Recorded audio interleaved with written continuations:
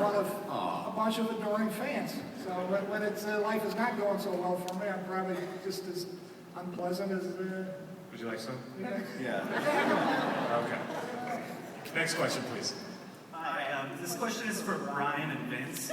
Do you guys think that Walter White has any redeeming qualities left in him at all? And do you sympathize with him? And if not, what was the turning point in the series for you? What would you say? I don't think of sympathizing with him because I am him. So when you're playing a character like that, you don't judge him yourself. You're just playing him. And he made a decision a long time ago, and he's now living that life. What is usually set up for a hypothetical, and we've all asked ourselves this: what would you do if you had 1 year to live?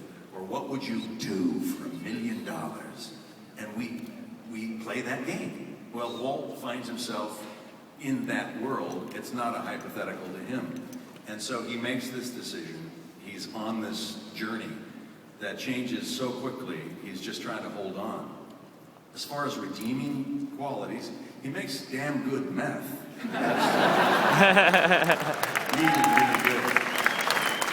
Happens to taste like cotton candy. That's really good.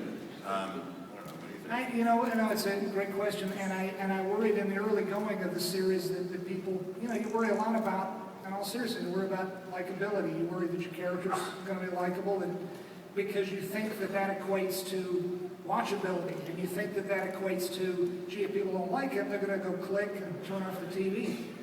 But I stopped losing sleep over that a long time ago because, yes, with every episode, indeed, Walter White does become less sympathizable. No less human, I think, but less sympathizable, certainly. His motivations, while we still understand them, I think, if we watch the show closely enough, we sympathize with them less. But he's nonetheless, at least I'm hoping, he remains just as interesting as always, just as fascinating a person as always. He does something this season that as a viewer, as the first viewer of the show, I myself would probably say, you know what, I've lost all sympathy. I don't want to, obviously, I'm not going to tell you what it is. I haven't seen it yet, but everything else up to this point, I think, was the bad decisions he's made, like with Jane and like with poisoning Brock. Terrible, hard choices. Most of us would not make. Of course, most of us would not put ourselves in this position in the first place, but I think that they are understandable. But I think this season, maybe we go even past that. What do you think the point of no return was? I mean, how far back do you go to that point of no return? For me, it was the pilot episode where once someone decides to become someone they're not and sell out their soul and compromise their morality, that's it. And he did it for financial gain. As altruistic as his original intentions for his family, he's not who he is supposed to live. And so that's what happened. So that's when he really turned. That's when he broke bad, right in the very beginning. See, but for me, I think that's absolutely valid, but for me, I would say episode 4 of the first season, because I think you can forgive this guy's desperation in the pilot episode.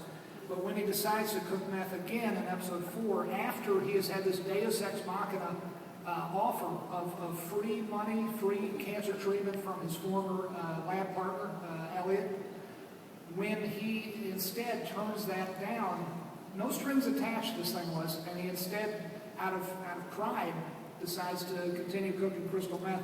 That to me, that was the moment. I give him a flyer for those first 3 episodes, personally. By the way, do the gray matter folks ever again play a role in things, or is that a storyline that you've moved past? We try to never leave any loose threads. I hope, once this is all said and done, that I will be able to say that we never did. And to that end, you will hear more about Gray Matter in the first 8 episodes. All these things are very much in our minds, my writers' minds and my mind. We're thinking about this all the time, but we say to ourselves all the time, what are we forgetting? Are we forgetting anything? Is there something out there we dropped the ball on? Or is there something we could revisit? And we try to use every part of the buffalo, as they say. Next question, please.